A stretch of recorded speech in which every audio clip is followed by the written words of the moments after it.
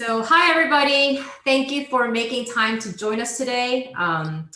We are thrilled to be here. And my name is Sohee Chu, and I'm the Chief Innovation Officer at AITHERAS. We're a technology consulting company in the DC area, serving both federal and commercial clients with digital transformation and innovation management.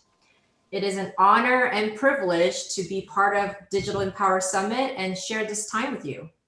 Pass to Will. And hi, everybody, from me. My name is Will Cooper. I'm a co-founder and the Chief Operating Officer at Tribal Planet. We're a social impact technology company based in the Bay Area. Again, it's wonderful with you today. So thanks, Will. In my role, I facilitate and connect innovation with present and future challenges. And challenges can be a powerful fueling engine that drive human-centered innovation. And we are fully celebrating the beauty of innovation and technology in the midst of COVID-19 at this event. And challenges cause you to pause and step back and look at the big picture. And the pain points push you to a quest for something different. Innovation that is practical, powerful, and sustainable, and not a distant pipe dream. And I think we've seen through this event, all of the things that are coming out of it. It's just so amazing. And so in this session, we want to ask that question of how do you transform challenges and activate your purpose? How do you digitally empower people to engage and apply your values? So before we dive into the hows, we wanted to take a quick poll from our attendees so that, how do you currently mobilize for action and impact? And while I am pulling that up, we wanted to also mention to you that please feel free to leverage the chat box to put any questions or comments, and we will address those towards the end of the session. So our first question is, what is the primary digital solution that your organization currently uses to engage target audiences? And so we have some options here, and the polling will pop up, and hopefully it will show up on your screen. And the options we have is Facebook, Instagram, Google, Twitter, LinkedIn, Quora, and other. And we are having people vote right now. We're almost there. We'll give some couple minutes, a minute or two, or hopefully sooner, almost halfway there. Whether it's a campaign that you're running, whether it's to get more buyers or consumers, or just to engage with your content, what is your primary channel? So right now we have LinkedIn leading and Facebook following second. We're about halfway there. So we'll give a couple more seconds. And yep, LinkedIn is still leading. We have about 50%, 55% selecting LinkedIn. A few more seconds, and we'll share the poll results.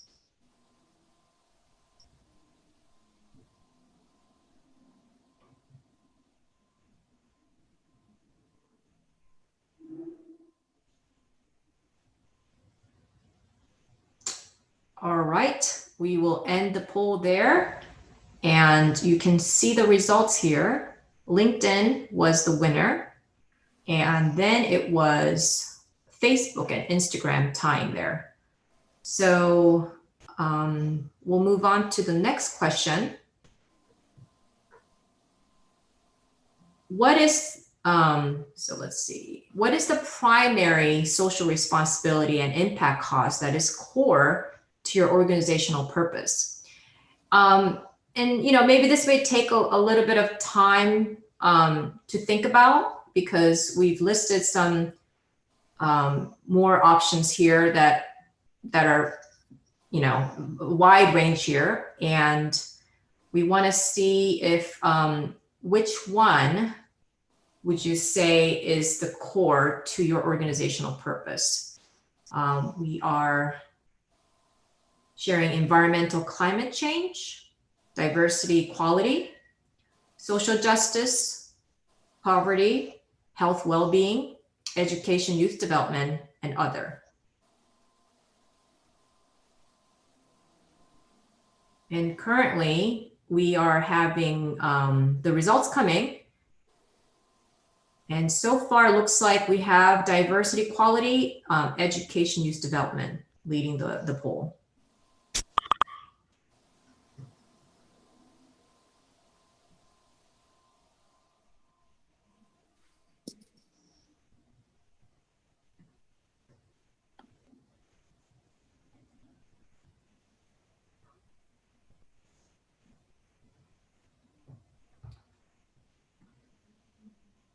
So give a couple more seconds here. All right, so we're gonna end the poll now and sharing the results here. We had education, youth development, and diversity, equality leading the way, and second being health, well-being. These are very fascinating. Then let's move on to the next question.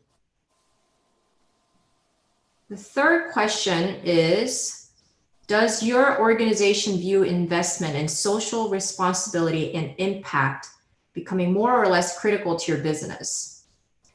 And so, you know, it's a range of a great deal, very critical, somewhat critical, about the same as now, somewhat less critical, and not so critical. So we want to get a pool of where everybody's organization's view in investing in social responsibility and impact is related to them. So currently we have very significant, a great deal more critical leading the way, and somewhat more critical and about the same as now. So we're just waiting for the poll results coming in. Thank you for participating, everybody.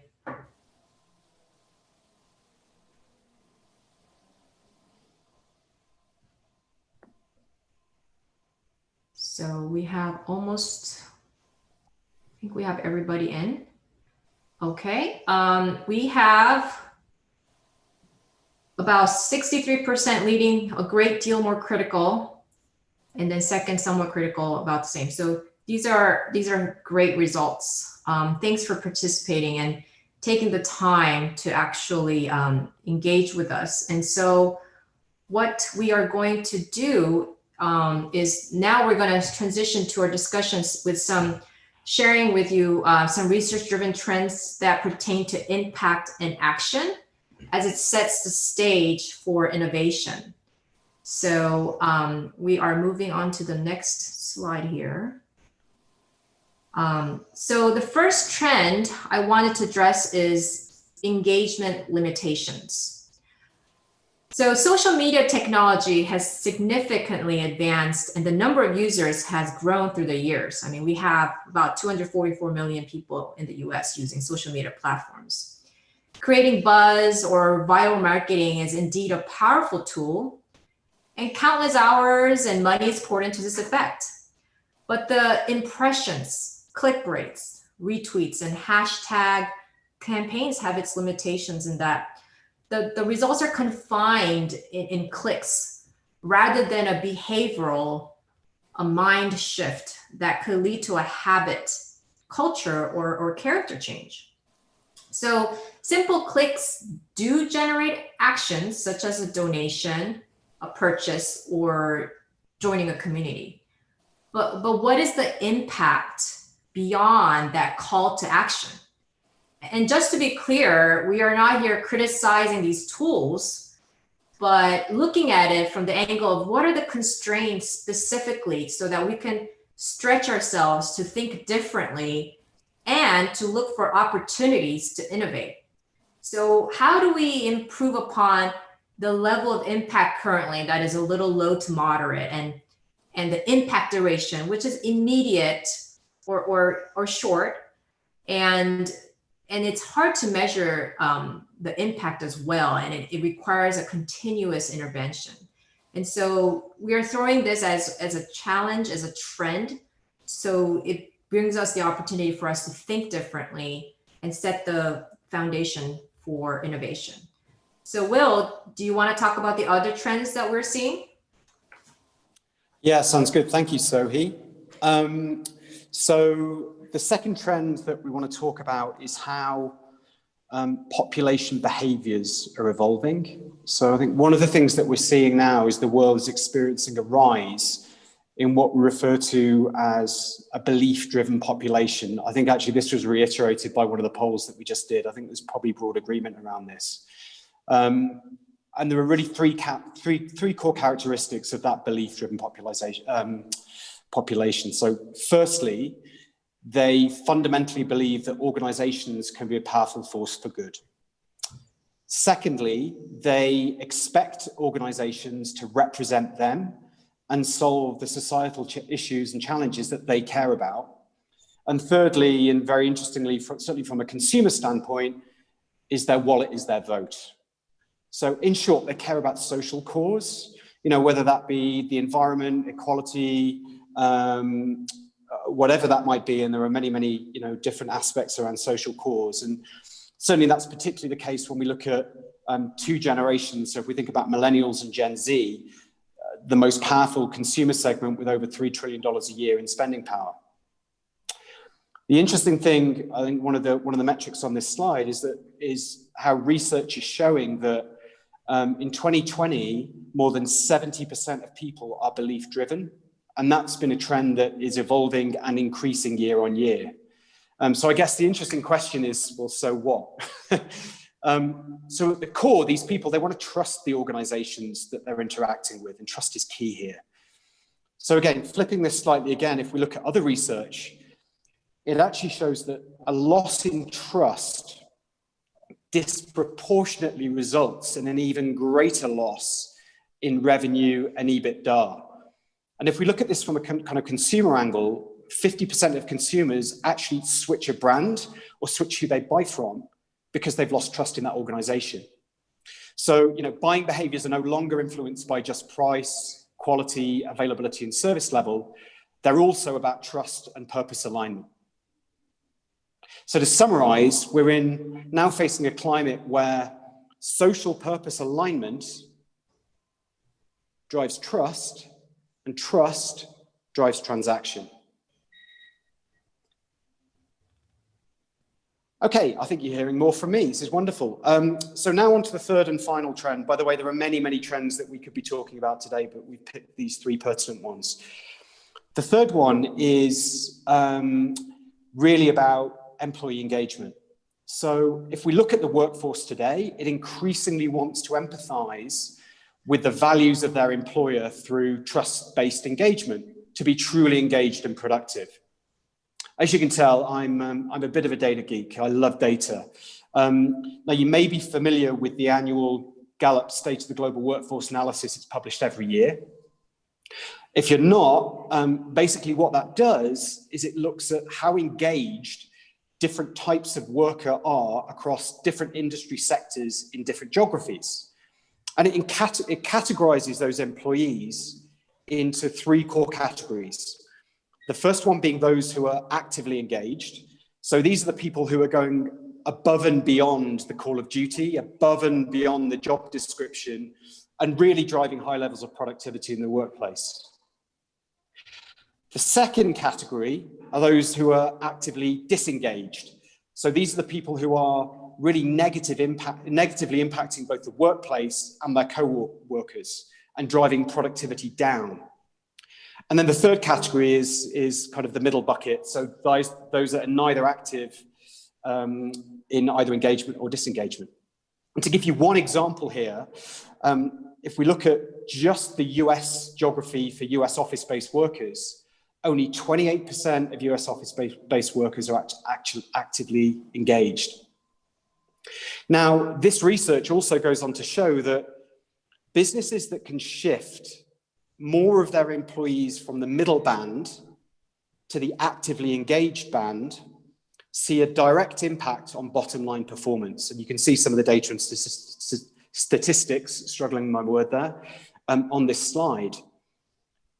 And that's really focusing around the top quartile engaged businesses. And it's not only about profit. This is just about every single business performance metric you can look at, whether that be staff turnover or customer service levels, health and safety, the whole range of business performance issues.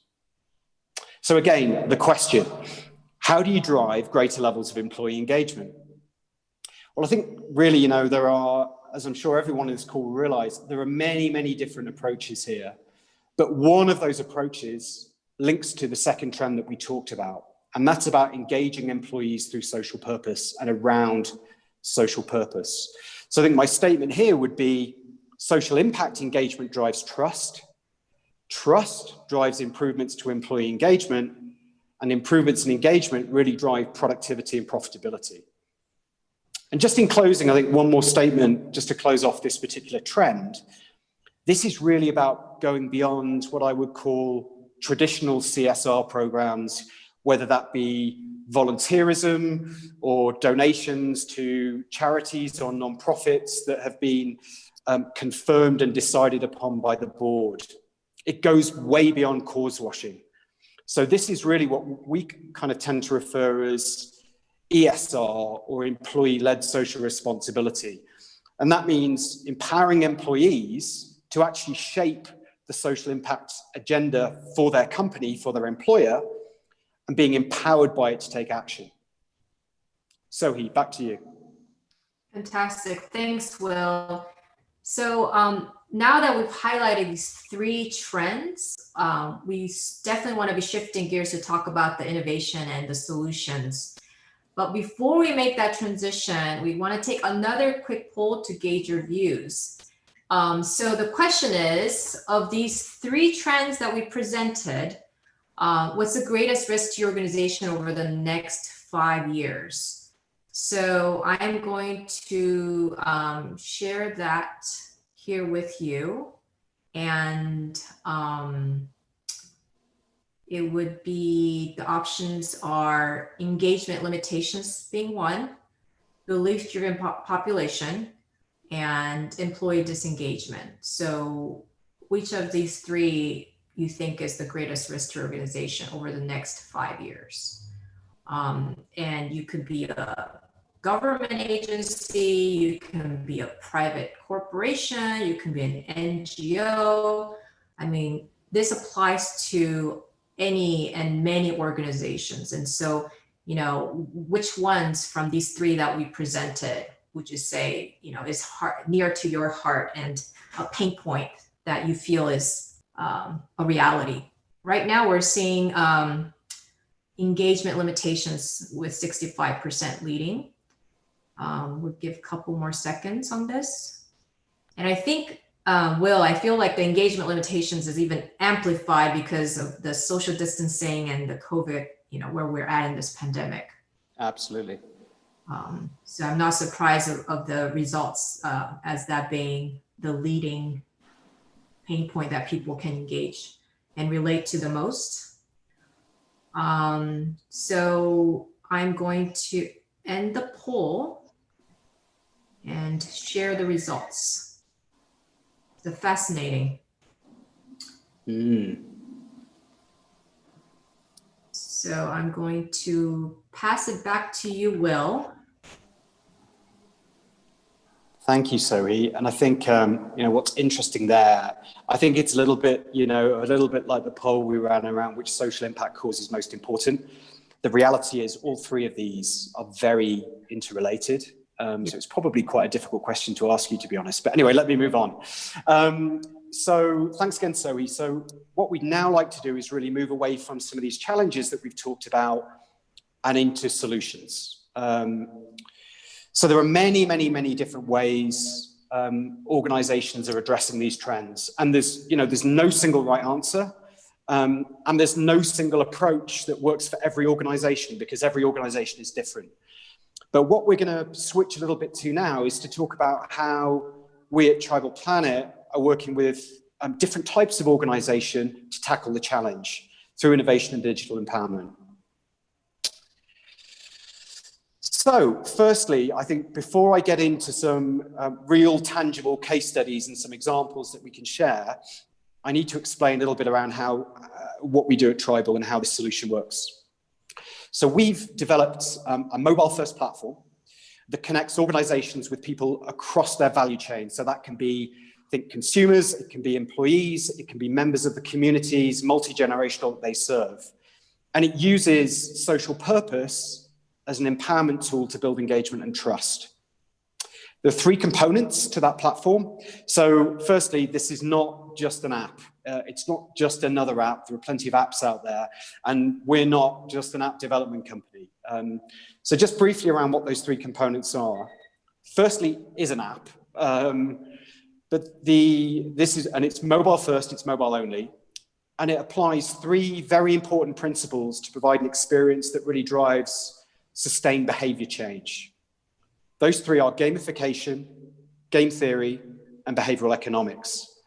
And it works by allowing a multi-generational user community to complete gamified activities around a wide variety of different social impact themes. Now, the thing about those activities is it's really about connecting the physical and the digital world. So they are designed, interestingly, to start off with some things that you actually use your mobile device for, but then actually trigger you to put that device down and go out in the real world and take actions and do things in real life, either individually or collectively. So I think I'm probably one of the first tech companies that you'll hear say, actually, we're trying to get people to use their phone less. In return for taking those actions and doing those things, what we're actually doing, and this is through what we call a fair exchange of value, is people can earn short, medium, and long-term behavior rewards for the actions that they've taken. So to give you an example, that can include things like experiences, internships for young people, mentoring programs, professional development for people in work, even things like seed funding for social impact ventures that people want to set up, and the opportunity to give back to charities that they care about. So that's component number one, mobile first. Component number two is, in my mind, kind of much more critical. And it's around the fact that the experience itself is driven through a multi-sector collaborative. What do I mean by that? It's powered by an ecosystem of organizations. So that can be, corporations, public sector entities, nonprofits, and academic institutions, all working together to provide that meaningful, safe, and trusted digital experience aligned to their own purpose and priorities. So that's component number two, the ecosystem. And then component number three, no tech company could ever get away from this one, is around big data analytics. In short, we measure the impact. Now, that can be the impact on the individual themselves, so the people who are using it, in terms of how their skills, their knowledge, their behaviors have changed positively. Secondly, it can be impact on society. So this is the impact that the real life actions that they've taken have actually had we actually use the UN, the 17 UN Sustainable Development Goals as our framework in terms of measuring real life social impact. So that's area number two. And then the third impact is actually impact on our ecosystem organizations. So how has that experience driven better awareness and alignment around the purpose and what the organizations that are part of that partnership care about? And just one thing I want to make absolutely clear here around data. So personal data is never shared, it's never commercialized, it's never used for marketing purpose, because for us, has to be, the only way that this works is based around a trust-based platform. So just very quickly, and I am going to come on to the case study shortly, there are two ways that that you'll see that organizations can use this platform. The first one is basically a plug and play model. We have our own platform called Impact without an I, Impact with an M at the start. So organizations can plug into that. Secondly, we actually can create branded versions of that, standalone branded versions of Impact for the organizations that we're working with if they want their own solution. So I'm going to move away from that now, really, to try and bring this to life with a few examples, which are all quite different. The first one is Corteva. Corteva, for those of you who may not be familiar with this organization, they're a global agri-science business. They're a relatively new brand, I'll say. They've been around for many, many years, but they were the former agri-science division of Dow DuPont. So Corteva's purpose is very, very closely tied to sustainable food and agriculture to feed the world's growing population, which is, one of the biggest existential threats that the planet faces, quite frankly. And as a relatively new brand to the market, they've set a really important priority around engaging people, particularly in rural and farming communities. And these are their current and future customers and employees, as well as, broader communities around food, agriculture, and how that links to sustainability. So for Corteva, we created their own version of Impact, and that was actually deployed in the US and Argentina as the first stage of that, in English and Spanish, as you'd expect. My Spanish isn't so good. And just in terms of, very, very high level, obviously there's a lot more detail behind the impact that we've measured, but I've shared with you here some of the very, very high level indicators. And in short, it not only generated, a positive impact on knowledge and skills of our user community, which was young people, but it also had quite a significant impact on how those people, their parents and the communities, and indeed their existing customers and farmers, perceived and understood the Corteva brand as in terms of what they stood for. So rather than me talking a lot more, I think we have a short video to share from Corteva.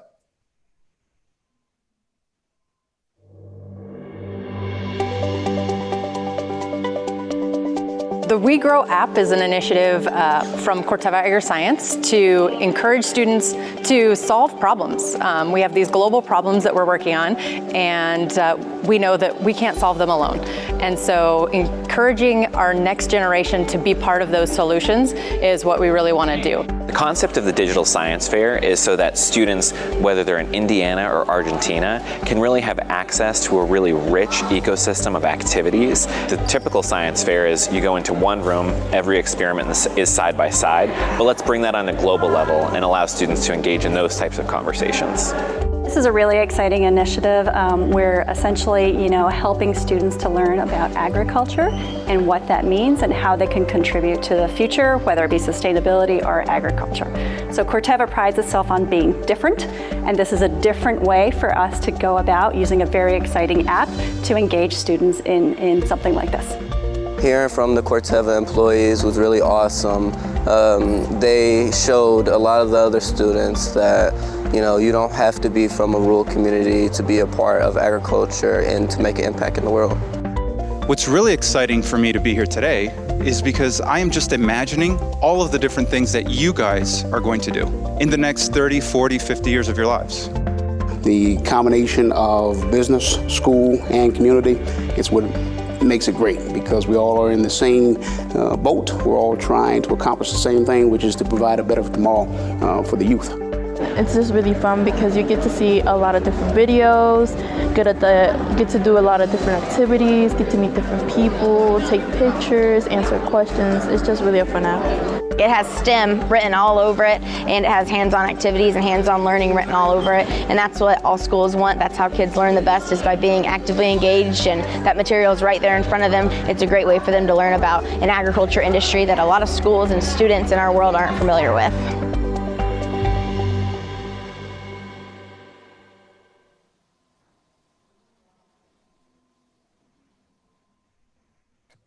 Thanks, Sohee. Back to me. I'm doing a lot of talking. So we'd now like to move on just to a second example, second case study. So this one is an example of the work that we're currently doing with EY, formerly Ernst & Young, the global professional services firm.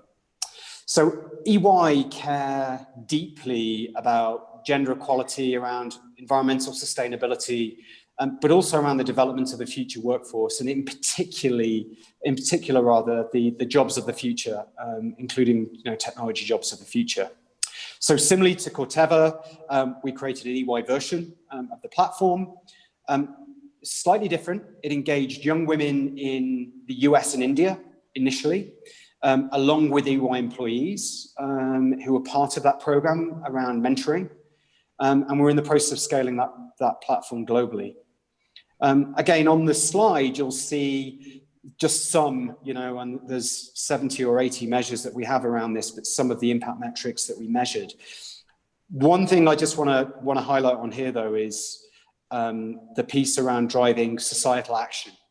So from a relatively small community, initial community, what this platform did is it triggered around about 250,000 minutes of real life action per month by that user community in support of the global goals. So I have one more video to show you. Again, EY are much better at telling the story than I am, to be honest. So if we can play that, Sohee. Sure.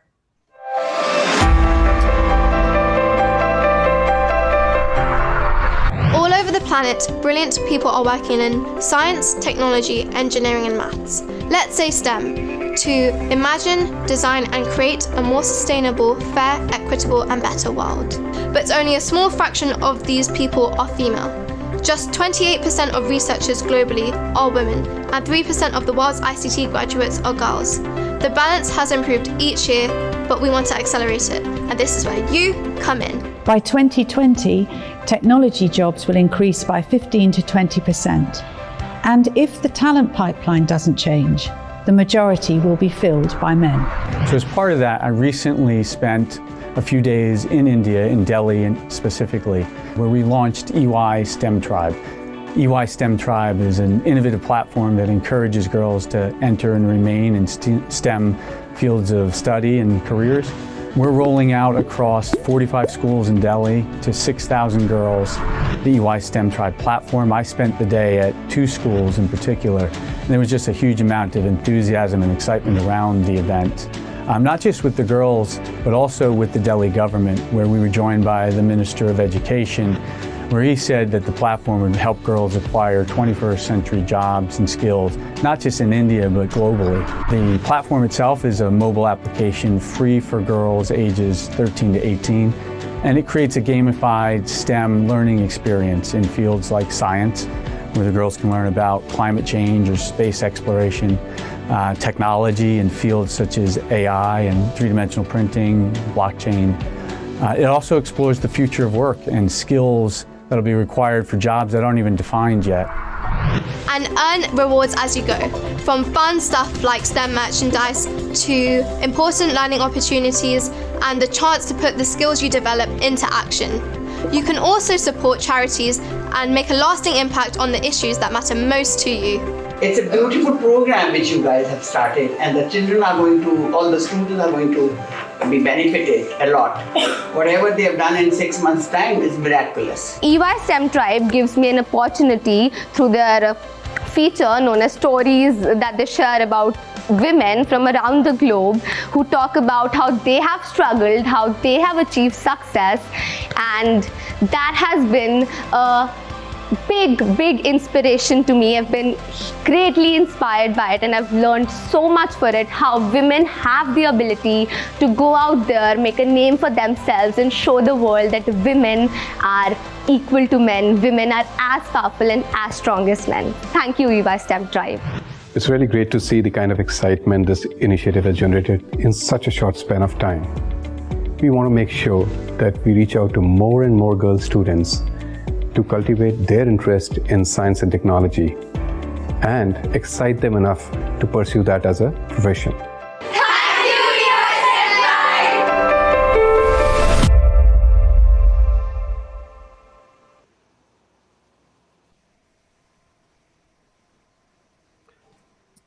Great, thank you, Sohee. And thank you for your patience in watching the videos. I always think videos paint better pictures than Will Cooper talking, I have to say. Couple more examples just to talk with you, and I promise we don't have any more videos on this one. The first one, and I can't mention the name for privacy reasons, but it's a very different story with a different user community. And this is with a small and rapidly growing US tech company. And one of the challenges that they're facing right now is how to retain their purpose and culture as they grow. And this is quite frankly a challenge for any growing business, in fact, many, many businesses. And they've put social impact at the very heart of their purpose and culture. And that's really around three priorities that are important to them and their employees. Firstly, clean environment.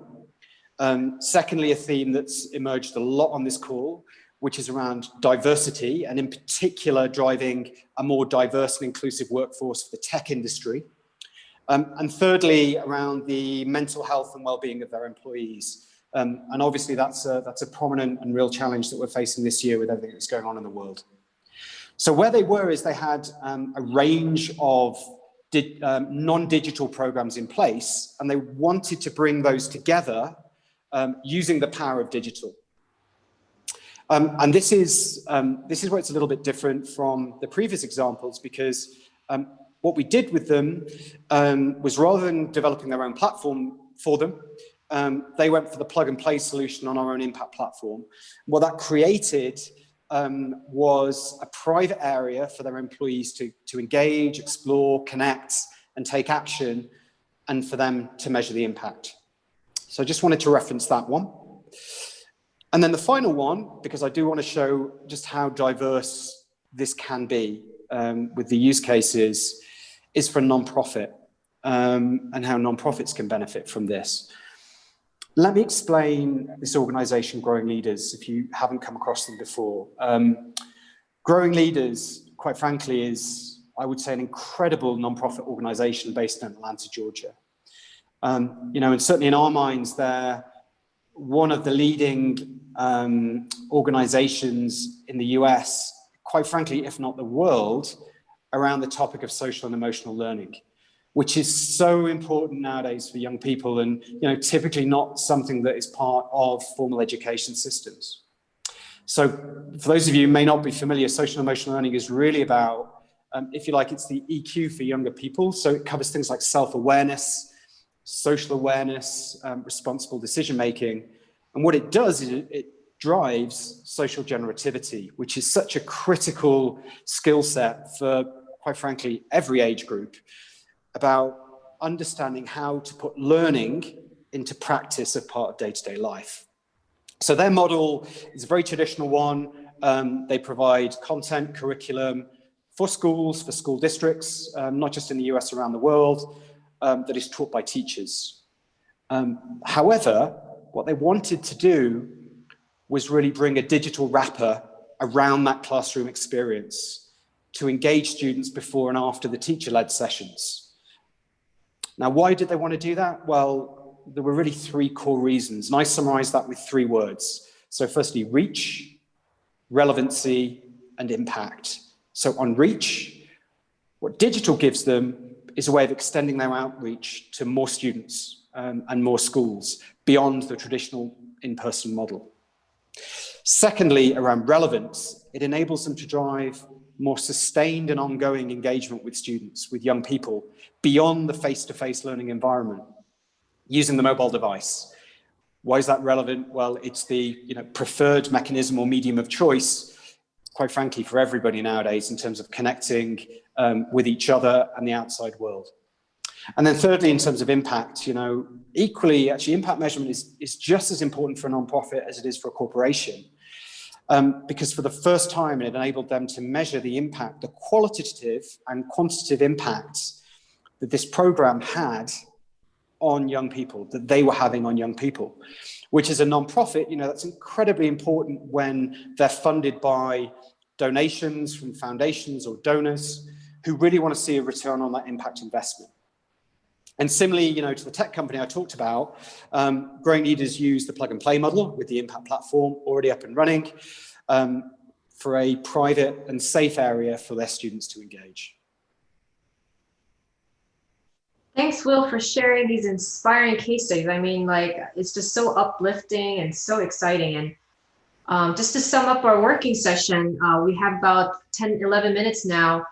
You know, we started our working session reviewing 3 trends, and we saw how Tribal Planet channeled these challenges into an innovative platform that brings together curated digital content and experience, not for short term, but long lasting, systemic and measurable impact. And Tribal Planet's innovative platform is needed in this critical time in history where engagement needs to be ever more relevant and meaningful. And that goes between the government and the public, between a corporation and its consumer, between an NGO and its community members, and many more. So we really hope you take away new ideas to transform your challenges into innovation that deepens engagement and authenticity. And I believe we have some questions, and you know, I want to take this time for us to engage our participants. If you have any questions in the remaining time we have. So Will, would you like to address some of the questions, or, you know, anybody who wants to raise their hand? You know, we welcome your input and engagement at this juncture. Yeah, I think Sohee, we've probably addressed one of the key question on the chat room, which was around sharing some of the data and research, which we can do. And by the way, you'll get our email addresses shortly. We'll go to that at the end. So if anybody wants to reach out with any questions, we're very happy to take those separately. I think probably it's easier, Sohee, if we just open it up now and say, you know, does anybody have any thoughts? I think you'll probably need to unmute your microphone if you'd like to share verbally, or feel free to just chat in the chat box.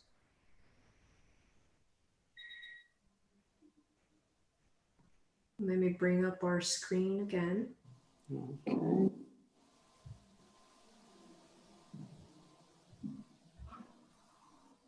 And by the way, the Citizen Impact is available to the public for free for download. So you go to the App Store, type in Impact, you should be able to easily access and download. Okay, so I don't think we have any other questions. I'm not sure if that's a good or a bad thing.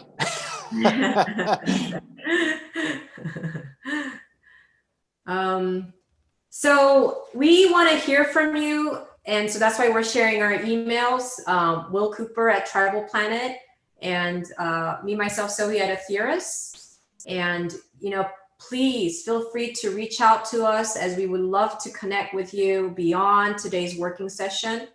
And I hope, you know, you take away with, you know, innovation is something that is every day we can implement, and there is Tribal Planet as a platform, but also there's takeaways in the sense of how do you look at what you already have. And hopefully this spurs you and inspires you to think a little differently and utilize your challenges and channel that for innovation. So we thank you so much for joining us, and we'll give you back 8 minutes of your day, unless there's any questions from the panel, but we really, really appreciate your help. And special thanks to Digital Empower's technical team for making this happen for us. So kudos to them as well. Thanks so much, everyone. Thank you so much.